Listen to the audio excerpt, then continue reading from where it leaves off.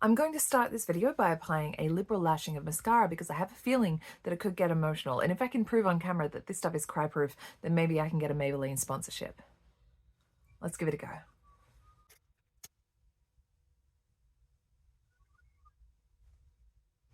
All right, all set to go down memory lane. Hello, my name is Nell, and I often talk about disability, chronic illness, and mental health. And today I'm just want to take you on a bit of a journey and share some personal stuff that will include all of these topics. Often, when you live with disability, certain aspects of your life get taken away from you. There are aspects that maybe in time you would have grown out of, but you didn't get a chance to grow out of them because they were ripped from your life.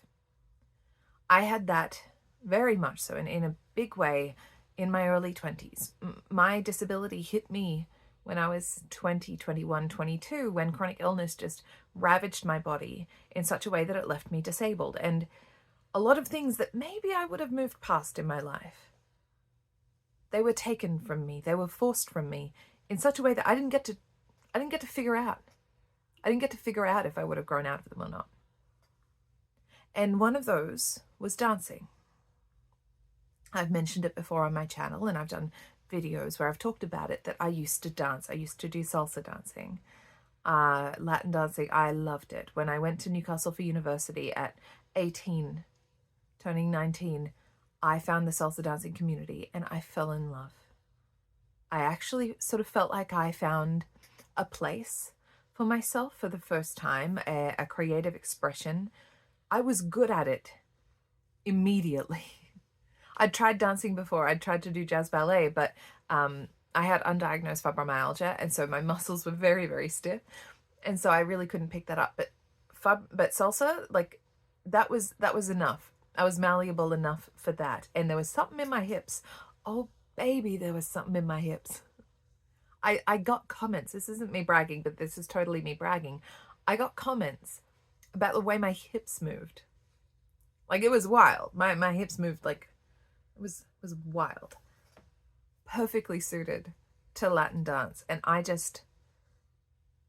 took to it. I took to it so well. And there was one particular place where we would always dance. The Exchange Hotel in Newcastle. We would go there every Tuesday night and dance for like 4 or 5 hours until the place closed. Dance, dance, dance until my feet were bruised and bloody. That was my little world. And the people there, they were my world. The manager, he didn't know my name, and so he just called me Angel Face.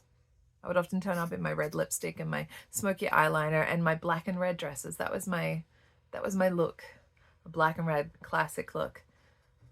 The manager would call me Angel Face, and he just started giving me drinks on the house. So I would go up and order a drink, and no charge, no, Angel Face. It was my place. And I started to get sicker, and I had to sort of slow down on the dancing. And eventually I had to go home for a bit. I had glandular fever and tonsillitis, and I had to go home for about 9 months, which was funny because I had a boyfriend at the time, and then I got sent home for 9 months.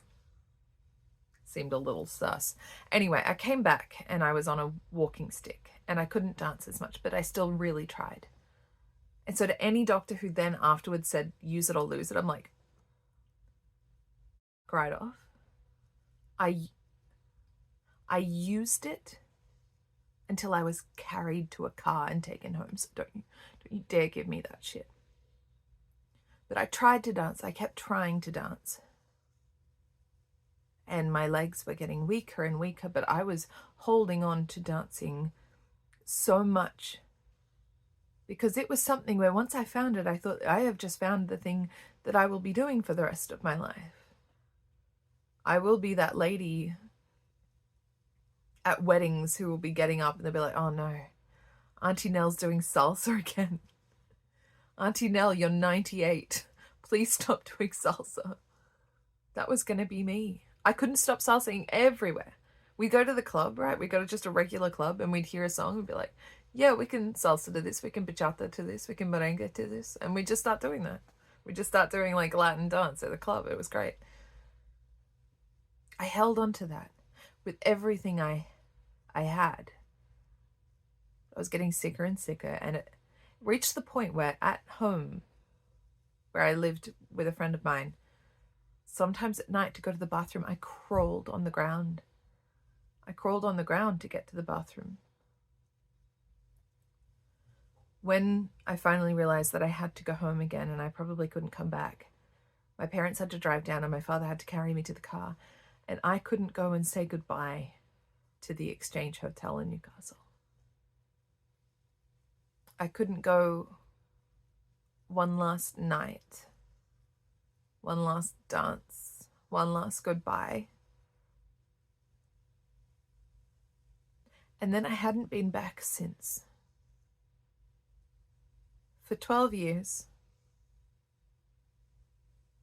Until yesterday. So yesterday, my partner and a friend of mine and I were in town.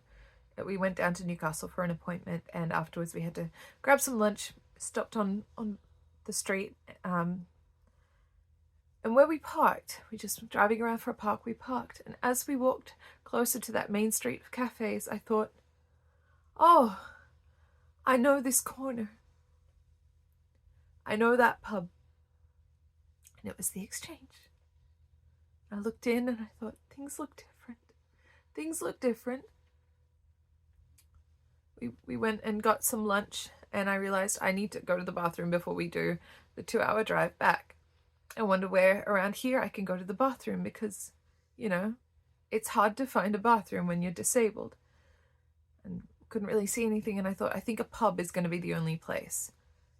And the only pub we'd seen is the Exchange. So we went back, and I said to my partner, I feel very strange about going back there. I don't know if I can, but I think I have to. So we went back there, and the first thing I noticed was that the two main entrances had a step this big. And I thought, oh, this isn't my place. This isn't for me. Big, big, big, big sign that it isn't for me. It isn't my place. I'd never noticed that, you know? I'd never noticed that. Maybe I'd noticed that back when I was using a walking stick, but I hadn't remembered it. But I did remember that they had a back entrance, so I went back there. I went through. It's a big, like, pokey section, casino section. That's new. I went through and asked where the accessible bathroom was, and they directed me through. The bar was in the same place. The dance floor wasn't. And I don't know what I was expecting or what I was wanting. But it would be like if you were a child and you had a lot of memories near an old tree. And then you got ripped away from that. Ripped away. And you couldn't go back. You just couldn't go back. And then one day somebody said, we have to pass that old tree. And you thought, I don't know if I'm ready for that. I don't know if I can do that. I don't know if I can see that old tree again. I think that will be too much. I don't know if I want to. I don't know if I can. But I guess I have to. And then you go past it and they've torn it down. They've chopped it up. That's what it felt like.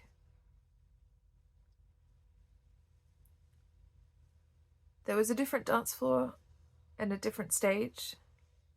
And I wheeled onto the dance floor.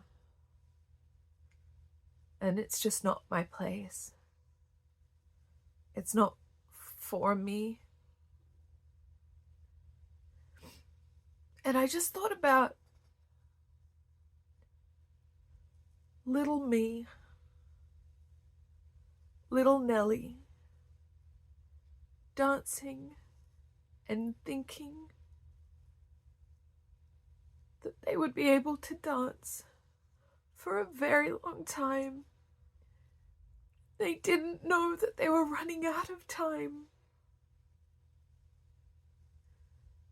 And when I got sick, I thought that it was just going to be a little bit of time.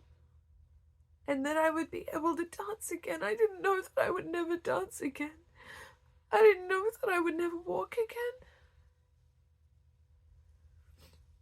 And now, what I'm doing now, there's worth in my life and there's value in my life. But it is so hard. It is so hard. And I think, why? Does it have to be this hard? Couldn't I have just been that little Nelly, dancing and doing my studies and still making a difference in the world, but not living this hard of a life? I don't understand. It's hard to find reason in something that's unreasonable. But it was just very hard going into that room and seeing my favorite tree being chopped down, even though I don't know that I would have wanted to see it anyway.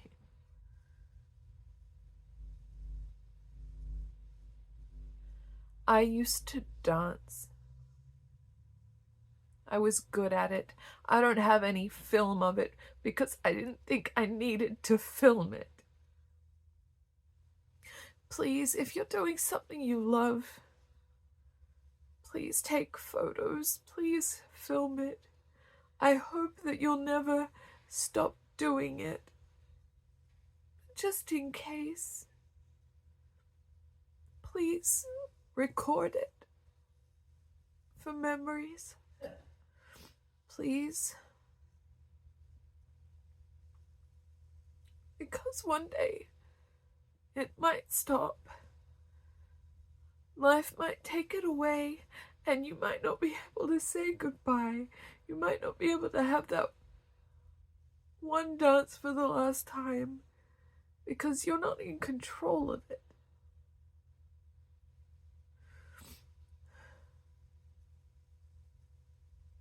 It was a hard day.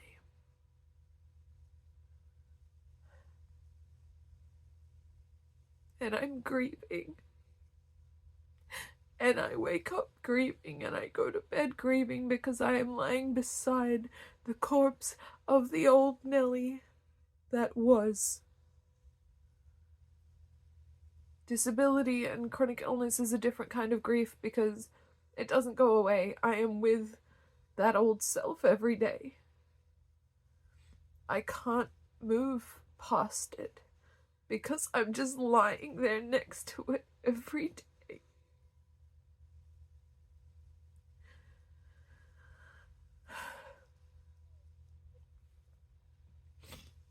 Maybelline, sponsor me. This stuff is good. Therapy proof. Sky high. Sky high sensational mascara.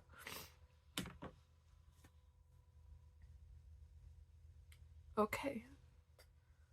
A lot of people with disabilities, you will find this happening. You'll find that you'll either have to go past that old tree, and that will be hard, or you'll expect that you're going past that old tree and somebody will have chopped it down, and I don't know what's worse.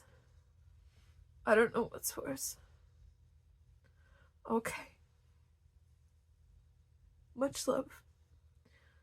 Bless.